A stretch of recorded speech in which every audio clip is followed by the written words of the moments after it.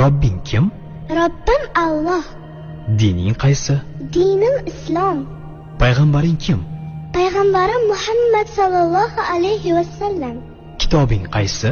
Kitobim Qur'oni Karim. Tilaging nima? Tilagim iymon. Qiblang qaysi? Qiblam Kabatulloh. Millating qaysi? Ibrohim Halilulloh millatidanman. Kimning mazhabidansan? Imom Azam Abu Hanifa mazhabi. Do'stlaring kim? Do'stlarim chahor yorlar. Ular kimlar? Abu Bakr Siddiq, Hazrati Umar, Hazrati Usmon, Hazrati Alidir. Qachondan beri musulmonsan? Al-Misoqdan beri. Al-Misoq nima? Alloh taolo ruhimizni yaratib, ulardan va'da olgan kun. E'tiqoding qaysi?